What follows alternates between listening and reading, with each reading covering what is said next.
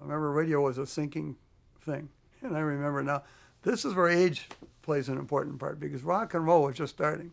And I said, our radio station is dying. I think we ought to go into rock and roll. And Mr. Ken Hance, who had been running the radio and was getting older, my dad said, rock and roll is a fad. You see, when other people said TV was a fad, he knew it wasn't. But when other people said rock and roll is here to stay, he said, it's a fad. And so we didn't get into rock and roll. And I ran the radio, and it was a very tough thing to do, and we had a lot of good people, but we ran a traditional radio station with NBC Monitor on Saturdays and a lot of network programming and a big news department and all the rest of it. And it was tough sledding. I learned a lot from that. If you can just put in perspective how rock and roll was viewed then.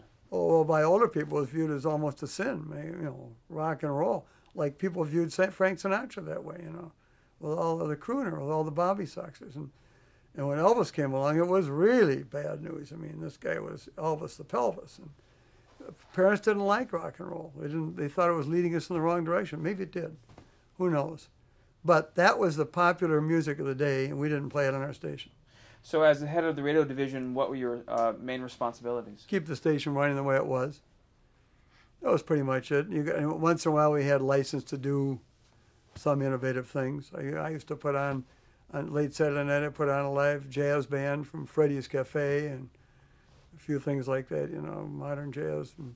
But not great, did unusual radio shows, put on McGivern Report, which was an investigative report, which was on every day.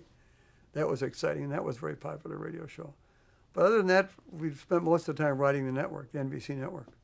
Was there a competition between, as far as the advertisers, between radio and television at that point? Yes, there was. For a time, we tried to sell both, and that doesn't work.